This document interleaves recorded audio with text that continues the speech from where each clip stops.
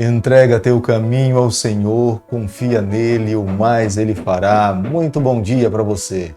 Que as mãos do Eterno estejam estendidas sobre a tua vida nessa manhã. O meu pedido a Deus é que te acompanhe nos teus planos e projetos que se darão no decorrer desse dia.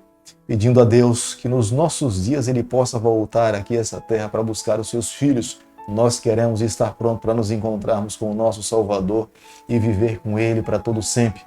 Quero deixar com você nessa manhã uma parte da palavra de Deus que se encontra no livro de Salmo, capítulo 116, o verso 1, onde a Bíblia diz o seguinte: Amo o Senhor, porque Ele ouve a minha voz e as minhas súplicas. Salmo 116, o verso 1.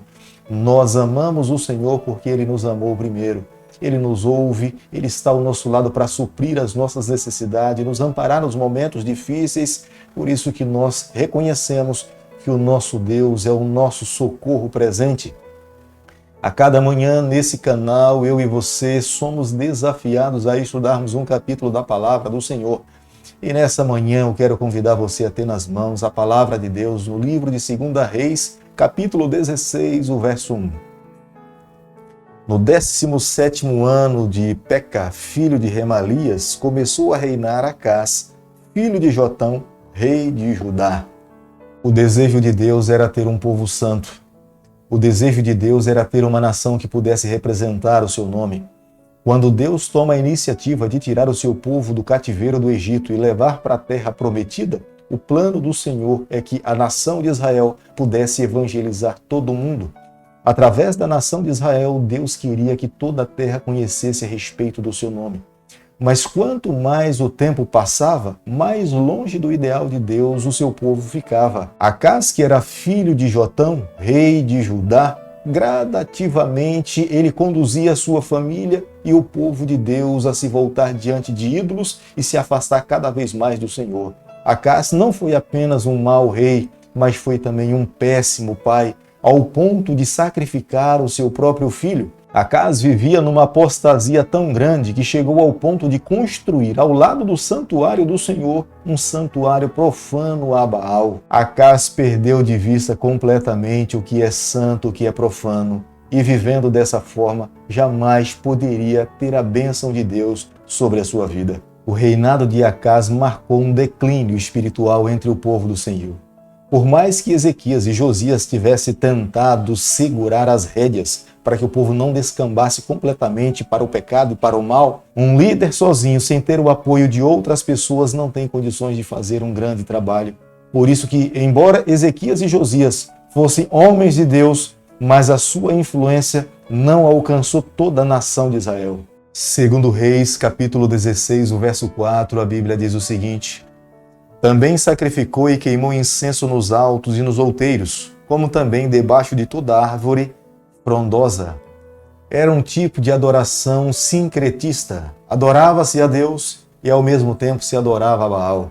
Naquele período eles acreditavam que as árvores frondosas grandes, e era um conceito cananita, era debaixo dessas árvores que deveriam se acontecer adoração aos deuses. E o povo de Deus, influenciado por essa cultura, eles também se enveredaram nesse tipo de adoração. Todo tipo de imoralidade e de ritos aconteciam nesses cultos, embora nós sabemos que todas essas práticas eram condenadas pela lei mosaica deixada por Deus para o seu povo. Os sacrifícios que se davam nesses cultos eram até de seres humanos. Acás sacrificou o seu próprio filho. O único rei que também no futuro sacrificou o seu próprio filho foi Manassés, ao deus Moloque. Essa prática era tremendamente proibida por Deus entre o seu povo. Na própria lei de Deus estava escrito: não matarás. Esse tipo de prática era punido entre o povo de Deus. Aqueles que sacrificassem os seus filhos deveriam ser punidos com pena de morte. Segundo Reis, capítulo 16, o verso 5, a Bíblia diz o seguinte: Então subiu Rezim, rei da Síria, com Peca, filho de Remalias, rei de Israel, a Jerusalém para pelejarem contra ela. Cercaram Acás, porém não puderam prevalecer contra ele. O objetivo dessa batalha era a aliança entre o rei da Síria e o rei de Israel, com o objetivo de derrubar Acás, que era rei de Judá, e colocar em seu lugar um outro rei que se opusesse à Síria, porque Acás tinha formado aliança com o rei da Síria, que era contrário às alianças que tinham acontecido entre os sírios e os israelitas. Como nós podemos ler no versículo 6 do capítulo 16, que é o capítulo que nós estamos estudando nessa manhã, a palavra judeus aqui são todos aqueles que fazem parte filhos de Israel. Na era cristã, quando se mencionava o nome da tribo, estava se referenciando a todas as pessoas que estavam envolvidas daquela família. Após o cativeiro, o rei da Síria permitiu que eles pudessem voltar para o seu território na Palestina. Como nós podemos ler no versículo 7, Acaz vivia uma vida completamente apostatada. Ele deixou de lado a voz de Deus através do profeta Isaías, porque Deus tinha sido muito claro através do profeta Isaías que ele não deveria confiar na Síria, mas, em vez de Acaz confiar no Senhor, ele enviou mensageiros para que pudesse lhe socorrer nos momentos difíceis ao rei Tiglat-Pilser, que era o rei da Síria. Segundo Reis, capítulo 16, o verso 10, a Bíblia diz o seguinte: Então o rei Acaz foi a Damasco a encontrar-se com Tiglat-Pilser, rei da Síria, e vendo ali um altar, enviou dele ao sacerdote Urias a planta e o modelo, segundo toda a sua obra. Foi a decisão mais degradante que o rei Acaz pôde tomar na sua vida, foi tentar fazer uma réplica do altar que ele tinha visto lá no território dos assírios, lá na cidade de Damasco, construir o mesmo altar em Jerusalém. O altar pagão construído por Acaz deveria ocupar o altar separado para sacrifícios exclusivamente para o Senhor.